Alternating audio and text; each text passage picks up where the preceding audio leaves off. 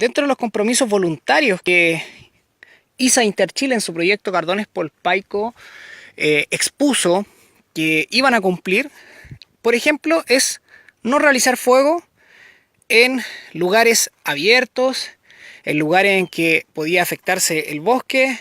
Vean ustedes, nos encontramos en una instalación de faena, podríamos decirle, donde ellos tenían su fueguito, me imagino para cambiar el frío de la noche,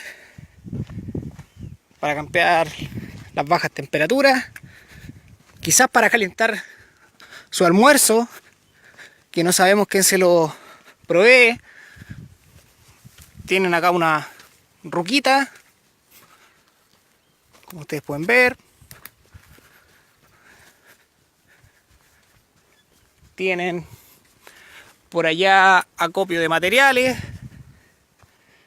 Bueno, aparte de todos los árboles y lo que han dañado a la naturaleza. Fácilmente en estas temporadas podemos, sin querer queriendo,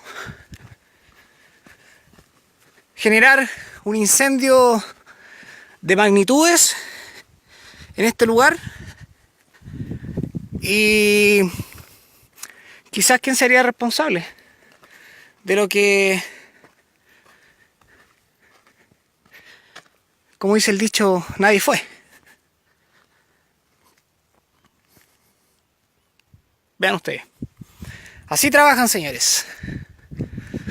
Esto es territorio y esto es jurisdicción de la Municipalidad de Olmué. Esto es territorio de la región de Valparaíso, en donde esperamos que los organismos fiscalizadores puedan venir a controlar alguna anomalía que le estamos contando desde el patio de nuestra casa. Si quieren mayor información, nos pueden escribir. Muchas gracias por seguir y por compartir.